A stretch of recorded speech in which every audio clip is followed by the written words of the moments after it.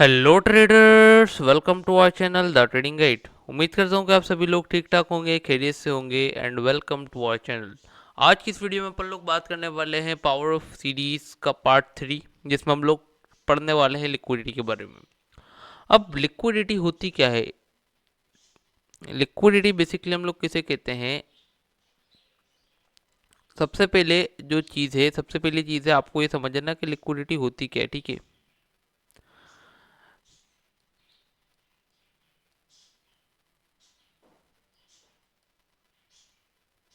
अब जो लिक्विडिटी होती है, लिक्विडिटी को हम क्या कहते हैं? लिक्विडिटी हम कहते हैं ट्रांजेक्शन्स को, ठीक है।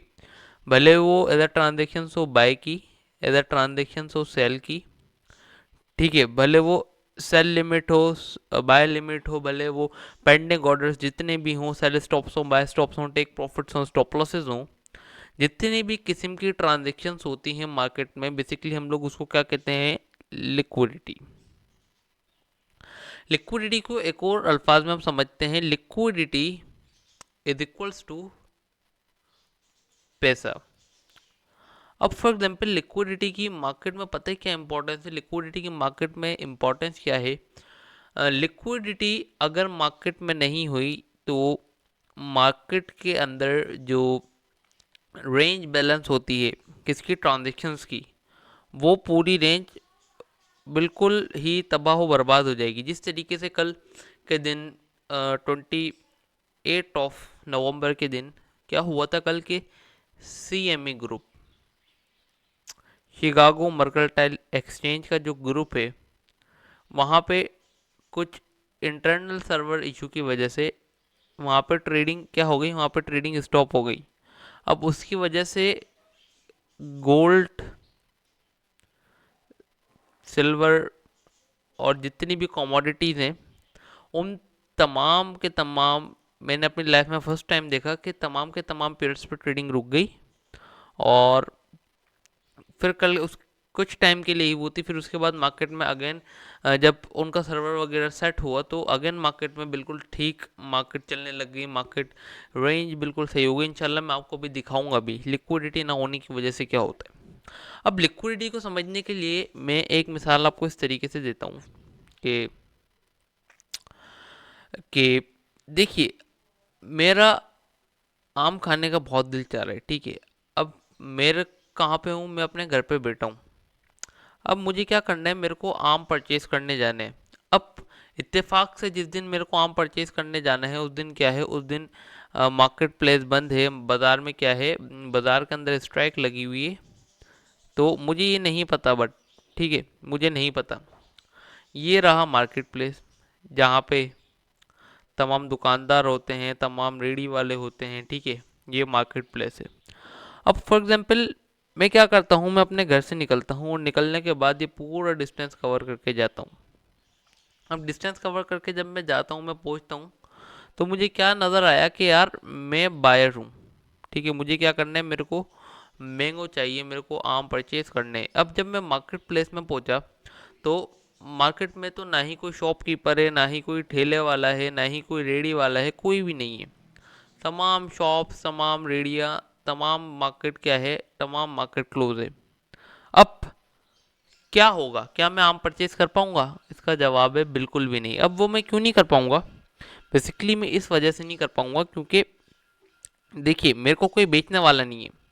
इसी तरीके से यही मैं चीज़ आपको समझाना चाह रहा हूँ कि आप जब तक कोई भी ट्रांजेक्शन को बाइंग या सेलिंग नहीं कर पाएंगे, जब तक आपको उसके अगेंस्ट में ऑर्डर नहीं मिल जाते, ठीक है। अब वो किस तरीके से? चलिए मैं समझाता हूँ यहाँ पे। फॉर एग्जाम्पल, अगर आप क्या हैं? अगर आप बायर्स हैं और अगर आपको क्या करना है? आपको गोल्ड बाय करना है, ठीक है। तो उसके लिए आपको अगेंस्ट मॉडल किसके चाहिए होंगे? सेलर्स के। क्यों? ताकि आप उस गोल्ड को क्या कर पाए? ताकि आप उस गोल्ड को खरीद पाए, बाइंग कर पाए। और इसी तरीके से अगर आप क्या है? अगर आप हैं सेलर्स और अगर आपको गोल्ड बेचना है, तो आप कब तक नहीं बेच पाएंगे? जब तक आपको अगेंस्ट में ऑर्डर नहीं मिल जाते, किसके? बायर्स के। तो इसी तरीके से ही ये पूरी मार्केट, जितनी भी मार्केट्स हैं, फाइनेंशियल मार्केट्स हैं, जितनी भी पूरी दुनिया भर में यही उसूल चलता है लिक्विडिटी का। आई होप कि लिक्विडिटी आपको समझ में आ गई होगी। अब लिक्विडिटी को अपन लोग मार्केट में किस तरीके से देखते हैं और लिक्विडिटी को आइडेंटिफाई करके किस तरीके से हम अच्छी और बेहतरीन ट्रेड पकड़ सकते हैं। सबसे पहले लिक्विडिटी की मैं आपको कुछ टाइप समझाता हूँ। बेसिकली दो टाइप्स की क्या होती हैं, दो टाइप्स की होती है लिक्विडिटी। पहली, number one, which is called the external liquidity, और जो सेकंड होती है वो होती है इंटरनल लिक्विडिटी। अब एक्सटर्नल और इंटरनल का मकसद क्या है, आपको दोनों की वर्डिंग, दोनों की मीनिंग से समझ में आ रहा होगा। एक्सटर्नल लिक्विडिटी हम किसे कहते हैं, बाहर के लिक्विडिटी को। अब और वो क्या है, चलिए हम समझते हैं। देखिए, जो एक्सटर्नल लिक्विडिटी होती है, यानी एक ऐसी लिक्विडिटी कि फॉर एग्जांपल मार्केट का ट्रेंड क्या है, मार्केट का ट्रेंड बाएंगे कुछ इस तरीके से, ठीक है। मार्केट ने एक हाई लगाया, यहाँ पे अगर मैं यहाँ पे लगाऊं तो मार्केट ने क्या किया, मार्केट ने लगाया एक हाई और मार्केट ने लगाया एक लो। अब मार्केट क्या कर रही है, मार्केट करती है रिट्रेसमेंट, और रिट्रेसमेंट लेने के बाद मार्केट क्या कर रही है, यहाँ पर कुछ इस तरीके से रेंज स्टार्ट कर देती है। ये इंटरनली स्ट्रक्चर ब्रेक कर रही है, इंटरनली प्राइस ड्रॉप दे दी, ये कुछ। अब ये देखिए, अब जो मेजर हाई और मेजर लो है, अब यहाँ पे समझिए ये मेजर हाई और ये वाला जो मेजर लो है। अब जब तक प्राइस क्या नहीं करेगी, अब जब तक प्राइस इसी रेंज के दरमियान में घूमती रहेगी कुछ इस तरीके से, अगर मैं यहाँ पे मैं लगाऊं, ये कुछ रेंज मैंने आपके लिए बना दी, ठीक है।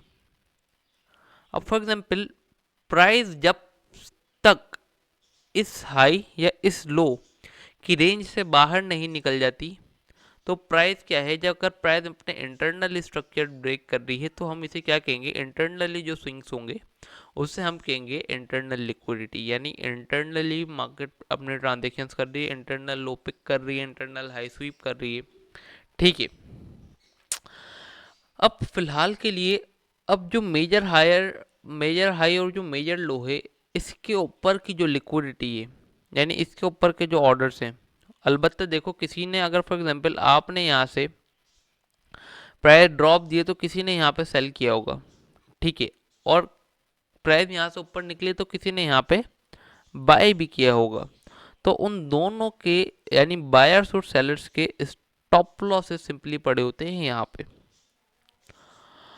अब ये हाई और लो, यानी एक्सटर्नल रेंज के जो ऊपर की लिक्विडिटी होती है, एक्सटर्नल रेंज के ऊपर के जो ऑर्डर्स होते हैं, बेसिकली हम उसे क्या कहते हैं, बेसिकली हम उसे कहते हैं एक्सटर्नल लिक्विडिटी, ठीक है। और जो इंटरनल रेंज होती है, जैसे कि फॉर एग्जांपल कभी मार्केट रेंज करती है मार्केट, और रेंज में जब मार्केट अपने इंटरनल स्विंग्स की लिक्विडिटी स्वीप या लिक्विडिटी ग्रैब कर रही होती है, तो उस टाइम के अंदर जो मार्केट की मूवमेंट होती है उसे हम लोग क्या कहते हैं, उसे हम लोग कहते हैं इंटरनल लिक्विडिटी। आई होप कि ये टॉपिक आपको अच्छे से समझ में आ गया होगा। अब अपन लोग एक और टॉपिक समझते हैं इसी से रिलेटेड। वो क्या टॉपिक है, वो टॉपिक है हमारा लिक्विडिटी स्वीप और लिक्विडिटी ग्रैब। अब बेसिकली लिक्विडिटी को पढ़ने के लिए, लिक्विडिटी को अंडरस्टैंड करने के लिए और इसके ऊपर ट्रेड करने के लिए आपको दो चीज़ों का पता होना लाजमी बिल्कुल। पहली चीज़ तो है लिक्विडिटी स्वीप, और जो दूसरी चीज़ है ना, दूसरी चीज़ है लिक्विडिटी ग्रैब। अब लिक्विडिटी स्वीप और लिक्विडिटी ग्रैब क्या होता है, ठीक है। अब चलिए ये समझते हैं अपन।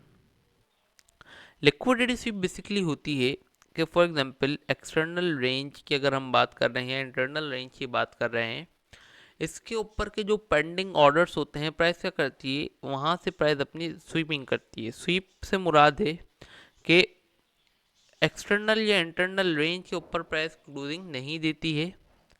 प्राइस सिंपली क्या करती है, प्राइस सिंपली वहाँ पे एक स्विप करती है, यानी एक विक लगाती है, और विक लगाने के बाद अपनी एक्सटर्नल मूवमेंट दे देती है। फॉर एग्जाम्पल प्राइस का एक स्ट्रक्चर बना हुआ है कुछ इस तरीके से, और वो स्ट्रक्चर किसका है, वो स्ट्रक्चर बना हुआ है बाइंग का। ठीक है, हाई लगा हुआ है, लो लगा हुआ है। अब प्राइस क्या करती है, प्राइस का ये एक स्ट्रक्चर बना हुआ है, ठीक है। अब प्राइस क्या करती है, कुछ इस तरीके से आती है, और आने के बाद कुछ इस तरीके से इंटरनल मूवमेंट करने लग जाती है। अब आपको मालूम है कि जिस हिसाब से हम लोगों ने मार्केट स्ट्रक्चर और जिस हिसाब से हम लोगों ने लिक्विडिटी के बारे में अभी तक पढ़ा है कि लिक्विडिटी कहाँ पे पाई जाती है। लिक्विडिटी बेसिकली सबसे पहले अपन लोग समझते हैं कि लिक्विडिटी पाई कहाँ कहाँ पे जाती है। बेसिकली लिक्विडिटी पाई जाती है दो से तीन जगहों पे। पहली चीज सेशन साइज एंड लॉस, ठीक है। सेकंड चीज कहाँ पे पाई जाती है, सेकंड चीज हमारे को लिक्विडिटी पाई जाती है swing, swing highs and lows. और जो थर्ड होती है ना, और जो थर्ड चीज हमारे को पाई जाती है वो पाई जाती है days highs and loss.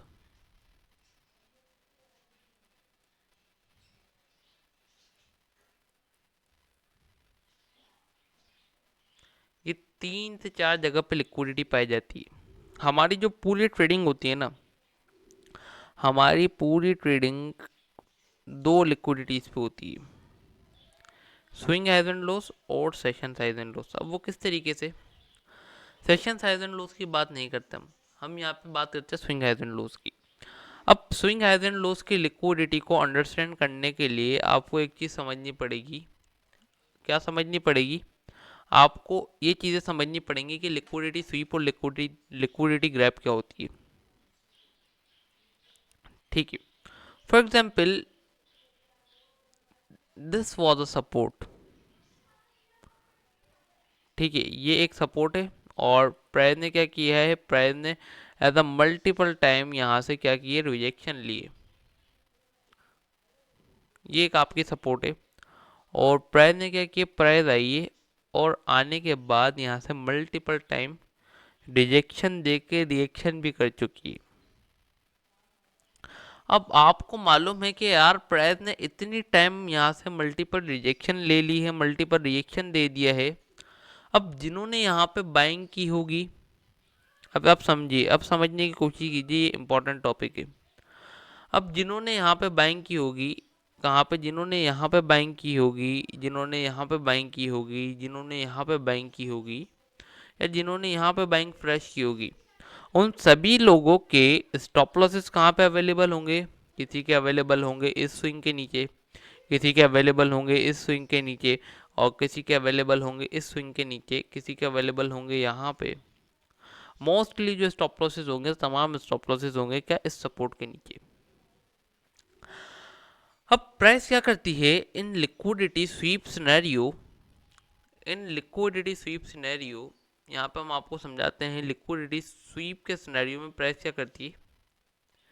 Price simple सी बात है, प्राइस कुछ इस तरीके से नाटक करती है उठने का, और प्राइस कुछ इस तरीके से ड्रॉप देके ये विक लगा देती है कुछ इस तरीके से, जिसे हम क्या कहते हैं, जिसे हम कहते हैं एज अ स्वीपिंग। अब ये sweep as a green candle में भी हो सकता है, ये sweep as a red candle में भी हो सकता है। कैंडल की शेप, कैंडल का साइज, कैंडल का कलर कुछ भी मैटर नहीं करता। मैटर क्या करता है कि कैंडल ने काम क्या किया है, क्या कैंडल ने ब्रेक डाउन किया है, क्या कैंडल ने स्वीपिंग की है, क्या कैंडल ने ट्रैप किया है, और कैंडल ने बेसिकली काम क्या किया है, ठीक है। अब फॉर एग्जांपल जब प्राइस मल्टीपल टाइम यहाँ से सपोर्ट ले चुकी है, जब प्राइस मल्टीपल टाइम यहाँ से उठ चुकी है, तो यहाँ पे कुछ इस तरीके से कैंडल बनती है, जिसे हम क्या कहते हैं, जिसे हम कहते हैं स्वीपिंग, के प्राइस ने, हाँ यार, अब प्राइस ने स्वीपिंग कर ली है।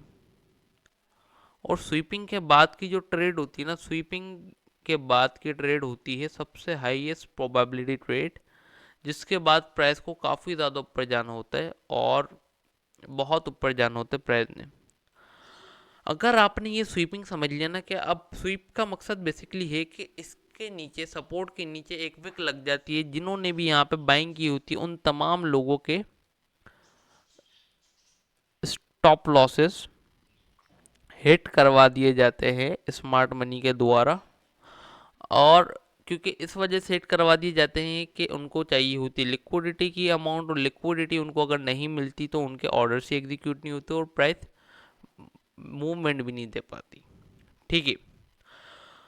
अब फॉर एग्जांपल, जब भी प्राइस क्या करती है, किसी भी सपोर्ट की, किसी भी स्ट्रक्चर्ड लेवल की लिक्विडिटी स्वीप करती है, तो बेसिकली हम उसे क्या कहते हैं, हम लोग उसे कहते हैं ट्रैप। ठीक है।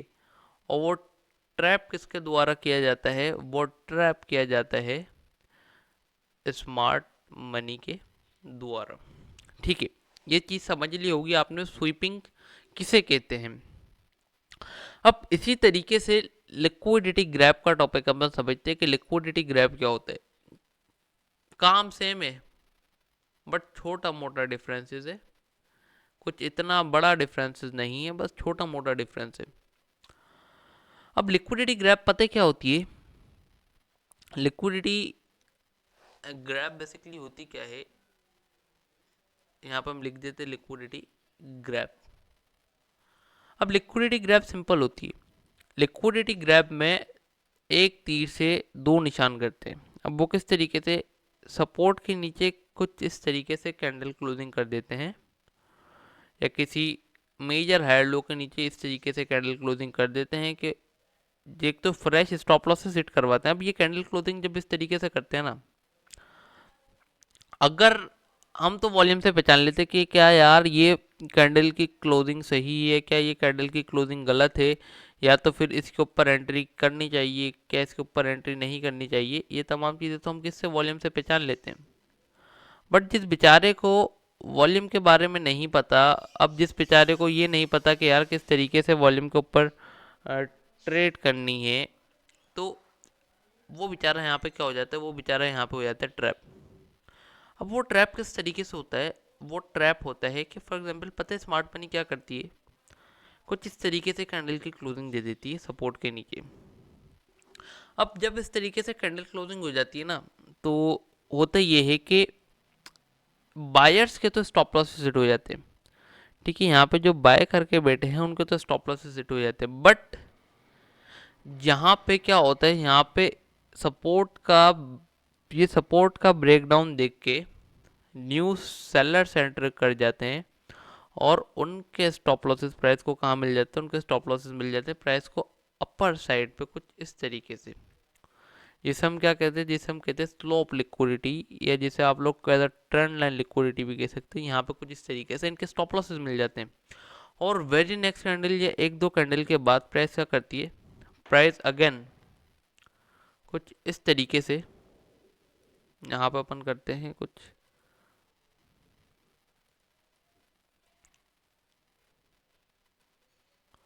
प्राइस वेरी नेक्स्ट कैंडल या तो फिर अगली कैंडल, वेरी नेक्स्ट कैंडल या एक दो कैंडल छोड़ने के बाद प्राइस क्या करती है, वापस उसी जोन के अंदर आ जाती है, और उसी जोन के अंदर आने के बाद एक काफ़ी बड़ी रैली देखने को मिल जाती है। बेसिकली ये दो डिफरेंसेस होते हैं लिक्विडिटी स्वीप और लिक्विडिटी ग्रैब का। अब आई होप कि आप समझ गए होंगे कि लिक्विडिटी स्वीप और लिक्विडिटी ग्रैब हम किसे कहते हैं, और ज़्यादातर लिक्विडिटी स्वीप, ज़्यादातर लिक्विडिटी ग्रैब कहाँ पे होते हैं, स्विंग हाइज एंड लोज पे। ठीक है। जब चलते हैं अपन चार्ट्स पे और समझते हैं कि क्या कंडीशन है मार्केट्स की, और इसको अपन करते हैं चार्ट, चार्ट पे हम लोग आ चुके हैं। अब चलिए दिखाते हैं कि लिक्विडिटी ग्रैब या लिक्विडिटी स्वीप किस तरीके से होती है। मोस्ट ऑफ द टाइम आप देखिएगा गोल्ड का तो इसी तरीके का ही नेचर है कि हमेशा कभी भी मेजर मूवमेंट देने से पहले लिक्विडिटी लेके ही मार्केट निकलती है। अब मिसाल मैं आपको देना स्टार्ट करता हूँ यहाँ से। ठीक है, स्ट्रक्चर क्या है, ट्रेंड क्या है। ट्रेंड नज़र आ रहा है कि अब मेरा मार्केट का ट्रेंड काफ़ी ज़्यादा बुलिश है। ठीक है, प्राइस ने ये वाला स्ट्रक्चर ब्रेक किया है और प्राइस ने स्ट्रक्चर ब्रेक करती हुई प्राइस क्या कर रही है, ऊपर जा रही है। ये स्ट्रक्चर ब्रेक किया है, ये तो कोई स्ट्रक्चर नहीं है। ठीक है, बट प्राइस ने कुछ इस तरीके से एज अ नॉर्मल वेव लगा के अगेन एक काफ़ी अच्छी बुलिश वेव दे दी। अब जब प्राइस इस तरीके से करती है ना, तो इसे हम कहते हैं स्लॉप लिक्विडिटी, जो कि हमारी यहाँ पे पेंडिंग हो जाती है। अब most of the time price क्या करती है, most of the time price आती है इन लिक्विडिटीज़ को हंट करने। ठीक है, हमारे को नज़र आ रहा है कि यार ये लिक्विडिटी पड़ी है, और हमारे को क्या नज़र आ रहा है कि यार हमारे को ये भी नज़र आ रहा है कि अब हम देखेंगे कि यार हमारे पास तो स्ट्रक्चर्ड लेवल ये है। ठीक है, अब हम अपने बैंक जोन्स मार्क कर लेंगे। एक तो हमारा होता है ये वाला ब्रेकर ब्लॉक जोन, जो कि आप लोगों को मालूम है। और दूसरा जोन क्या होता है, दूसरा जोन होता है हमारा एक्सट्रीम ऑर्डर ब्लॉक जोन या मेजर हायर लो जिसे आप कह सकते हैं। ठीक है, जिसे आप ये जोन कह सकते हैं मेजर हायर लो का। ये हमारे पास ये दो जोन्स होते हैं ट्रेडिंग के लिए। अब फॉर एग्जांपल यहाँ पे हमारा एक वैलिड एफ भी पड़ा है कुछ इस तरीके से, तो हम इसको एफ भी मार्क कर लेते हैं कुछ इस तरीके से। या फिर इसके नीचे जो हमारा ये हिडन ऑर्डर ब्लॉक है, वो हमारे लिए काफ़ी ज़्यादा इम्पोर्टेंट है यहाँ पे। ये रहा, तो हमारे ट्रेडिंग लेवल्स मार्क है। अब प्राइस ने क्या किया, अब ये देखिए प्राइस ने एक स्विंग लगाया, स्विंग लगाने के बाद ऊपर निकल गई, अगेन एक फेक स्विंग लगाया। अब फेक स्विंग की मिसाल क्या होती है, फेक स्विंग की मिसाल होती है कि भाई प्राइस ने यहाँ से अगर रिट्रेसमेंट से हमें पता लगता है यहाँ पे प्राइस ने 5% भी रिट्रेस नहीं किया है, उसके बाद स्विंग लगा दिया। और अगर इस स्विंग की मैं मिसाल दूँ, तो इस स्विंग की मिसाल ये देख लीजिए कि प्राइस ने इस स्विंग के भी लगभग 30-40 रिट्रेसमेंट की है, बट अगर इस स्विंग की इससे कंपैरिजन करूँ ना, तो ये कोई रिट्रेसमेंट नहीं काउंट हुई। ठीक है, ये एज अ लिक्विडिटी काम होगी। प्राइस ने देखिए अगेन इंटरनल स्ट्रक्चर बनाया, इंटरनल स्ट्रक्चर बना के प्राइस अगेन निकली। अब दो चीज़ आप समझिए, पहली चीज़ एक्सटर्नल स्ट्रक्चर कहाँ पे और इंटरनल स्ट्रक्चर कहाँ पे। सबसे पहले एक्सटर्नल स्ट्रक्चर कहाँ पे, अब जब आपको पता लगा कि यार यहाँ से रिट्रेसमेंट आना स्टार्ट हो, यानी जब लो ब्रेक हुआ, तो आपको पता लग गया कि हाँ यार मेरा ये तो लो है। लो ब्रेक ऑफ स्ट्रक्चर के बाद आपको पता लग गया था कि हाँ यार ये मेरा लो वैलिड है, और इसी तरीके से एक आपका हाई यहाँ पे वैलिड है। अब ये आपका ये जो लो है और ये जो आपका हाई है ना, ये आपका लो और हाई क्या है, ये आपका लो और हाई आपका वैलिड है। अब इस हाई एंड लो के दरमियान में जितनी भी मूवमेंट, जितने भी स्विंग मार्केट क्या कर रही है, बना रही है, उसको ब्रेक कर रही है, तो ये एज ए इंटरनली वर्क कर रही है। और आप देखें ना यहाँ पे, तो प्राइस ने कितना इंटरनल स्ट्रक्चर बनाया है और कितनी इंटरनली मूवमेंट दी है प्राइस ने। इस तरीके से प्राइस ने काफ़ी ज़्यादा इंटरनल, देखिए इसके ऊपर की जो लिक्विडिटी है ना, हाई, सॉरी ये लो है, लो और हाई, ये दो चीज़ें आपने मार्क कर ली ना, बस आपका काम खत्म है। आपने अपने ट्रेडिंग जोन्स मार्क कर लिए, प्राइस आई, आने के बाद इंटरनल एज अ स्विंग लगाया, उसके बाद प्राइस ने देखिए इंटरनल लो की लिक्विडिटी ली, फिर उसके बाद प्राइस इंटरनल लिक्विडिटी पे चलती रही। मेजर देखिए इंटरनली स्विंग्स की प्राइस लिक्विडिटी स्वीप करके मूवमेंट करती रही, ये देखिए, ये देखिए। ठीक है, और दिखाऊं तो ये देखिए, ये हाई की लिक्विडिटी स्वीप हुई, ये हाई की लिक्विडिटी स्वीप हुई। अब स्वीप और ग्रैप, ठीक है, दो मेन टॉपिक है। पहली चीज़ तो ये क्या है, ये लिक्विडिटी ग्रैप है। जिस तरीके से प्राइस ने क्या किया है, प्राइस ने सेलर्स को बिठाया है, उसके बाद रिटेस्टिंग करवा के अगेन सेलर्स को बिठाया है और अंदर वापस उसी जोन में आ गई, तो ये होता है ग्रैप। अब स्वीप क्या होता है, स्वीप होता है ये कि सिर्फ नीचे विक लगती है स्विंग के, उसके बाद मूवमेंट देती है प्राइस बाइंग की। गोल्ड ऐसे ही ये साला धोखेबाज बहुत ज़्यादा ट्रैप करते हैं रिटेलर्स को, जिसको नहीं पता होता about liquidity, about swing highs and lows की लिक्विडिटी, इन तमाम चीज़ों के बारे में। ये देख लीजिए कितनी लिक्विडिटीज मैंने आपको मार्क करके दिखा दी, जो कि मेजर मूवमेंट से पहले जो ये स्वीपिंग करते हैं, ये देख लीजिए। और फिर उसके बाद जब प्राइस ने एज अ एक्सटर्नल स्ट्रक्चर यहाँ पे ब्रेक कर दिया, अब जब भी प्राइस रेंज करे ना, रेंज में आप क्या करें, हमेशा रेंज में इंटरनल स्ट्रक्चर और इंटरनल लिक्विडिटी को क्या दें, इंपॉर्टेंस दें। और जब प्राइस एक्सटर्नल हो जाए, तो एक्सटर्नल फिर में तो जाहिर सी बात है, फिर प्राइस अपनी एक्सटर्नल लिक्विडिटी को ही ज़्यादा इंपॉर्टेंस देगी। इसी तरीके से प्राइस ने क्या किया, ये देखिए retracement, swing high, swing low, price ने क्या किया, आई, आने के बाद स्विंग लो की लिक्विडिटी ग्रैप की। अब ये मोमेंटम शिफ्ट हो गया, बट ये लिक्विडिटी एज अ ग्रैप की, और देन उसके बाद अगेन उड़ गई। ठीक है, इस तरीके से ही प्राइस चलती है गोल्ड की स्पेशली। और अगर मैं आपको दिखाऊं तो ये स्वीपिंग के बाद प्राइस ने यहाँ पे देखिए सेलिंग वेव दी, तो यही गोल्ड की प्राइस इस तरीके से मूवमेंट करती है। और एक चीज़ आपको दिखा है, एसओएस डेली का सेटअप चल रहा है खूब मज़े में, टारगेट्स बहुत ऊपर हैं। और बाकी रही बात जो मैं आपको सीएमई की बात कर रहा था कि कल के दिन जो शटडाउन हुआ था एक्चुअली सीएमई ग्रुप का, ये देखिए इस वीक तो कुछ खास ट्रेडिंग ही नहीं की। इस वीक हम लोगों ने सिर्फ लगभग 2 ही डे ट्रेड किया है, एक तो मंडे को और सेकंड आई थिंक सो के वेडनेसडे या फिर ट्यूसडे। इन 2 दिन मैंने ट्रेड किया है। और इसके अलावा फ़िलहाल के लिए ना ही हमें वेडनेसडे को ट्रेड मिले ना थर्सडे को ट्रेड मिले, कल के दिन तो मैं खुद ही नहीं बैठा, ठीक है। क्योंकि अगर आप देखें ना वेडनेसडे और थर्सडे, ये देखिए क्या है, ये है प्राइस का ट्यूसडे वाला दिन। ये हम लोगों ने आई थिंक सो कि मैंने ट्यूसडे को ट्रेड की थी, मुझे याद आ रहा है जहाँ तक, क्योंकि मैंने M5 का सेटअप लिया था यहाँ से। ये रहा 2 बार रिवर्सल बना था, ये क्लाइमेक्टिक एक्शन बार थी, यहाँ गई तक की मैंने एक वेव पकड़ी थी, याद आ गया। सही है, ट्यूसडे को मैंने ट्रेड की, उसके बाद ऑलमोस्ट वेडनेसडे को बैठा मैं, ट्रेड नहीं मिली। ये देखिए उसके बाद प्राइस का किस तरीके से चोपी हो गई, ये क्या है, ये देखिए वेडनेसडे, वेडनेसडे को प्राइस ने कुछ नहीं किया, ये थर्सडे आ गया, थर्सडे को भी प्राइस ने कुछ नहीं किया। थर्सडे को तो पूरा दिन ही रेंज की प्राइस ने, क्योंकि यूएस बैंक हॉलीडे था। फ्राइडे के दिन खुली, कल के दिन एक अच्छी वेव आई है। बट कल के दिन क्यों ट्रेड नहीं की, क्योंकि हमारा वीकली अल्हम्दुलिल्लाह वीकली जो कोटा होता है वो पूरा हो गया है। तो और प्लस प्राइस ने क्या कि एशियन लो की स्वीपिंग के बाद प्राइस ने मूवमेंट दी है। और अगर मैं कल आपको दिखाऊँ ना, ये देखिए जो अनसर्टेनिटी आई थी प्राइस में, ये देख लीजिए, ये आई थी अनसर्टेनिटी सीएमई ग्रुप के खराब होने की वजह से। ये देख लीजिए किस तरीके से अजीब सी स्पेक्ट्स मार्केट्स मार रही थी, ये देख लीजिए, ये देखें, ये देखें, ये देख लीजिए किस तरीके से अनसर्टेन बिहेव मार्केट कर रही थी पूरे दिन। ये हो गई, फिर ये हो गई, उसके बाद आई थिंक सो कि न्यूयॉर्क में प्राइस क्या स्टेबल हुई है, न्यूयॉर्क सेशन के बाद स्टेबल हुई है प्राइस। सो यार this is done for the week and this is done for the day. और आज के दिन की हमारी यही क्लास थी लिक्विडिटी की। देखी जिस तरीके से हम लोगों ने ये पूरी लिक्विडिटी एज अ मार्क की हुई है कि प्राइस के लिए हम लोगों ने देखिए अपने जोन्स मार्क किए हुए कि प्राइस क्या करे, इन जोन्स पे आए।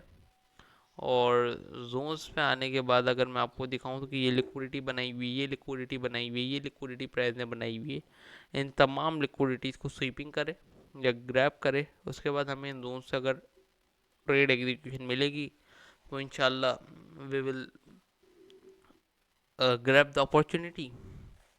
अगर कोई सेटअप बनता है तो बीटीसी की अगर बात करूँ तो बीटीसी में साइन ऑफ वीकनेस का सेटअप बन रहा था, तकरीबन 2 दिन से इंतज़ार कर रहे हैं, उसका सेटअप साले का कंप्लीट होके नहीं दे रहा। सेटअप कंप्लीट हो तो बंदा एग्जीक्यूशन भी करे, अब सेटअप ही कंप्लीट नहीं हो रहा तो बंदा क्या एग्जीक्यूशन करे।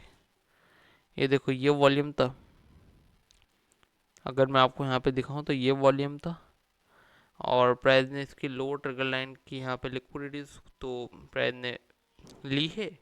और लेने के बाद प्राइस ने क्लोजिंग तो दी, मोमेंटम कैंडल काफ़ी अच्छे से यहाँ से सेल की जा सकती है, बट काफ़ी लेट नाइट थी। और फिलहाल के लिए फ्राइडे का दिन था तो मैंने बेहतर नहीं समझा। अगर अपर ट्रिगर लाइन वगैरह से कुछ साइन मिलेगा तो शॉर्ट कर सकते हैं, वरना अदरवाइज बीटीसी में मैं कुछ भी नहीं देख रहा, अभी मैं खाली गोल्ड के ऊपर ही ट्रेड करता हूँ, ठीक है। दो में याद रखिए और टेक केयर एंड अल्लाह हाफिज़।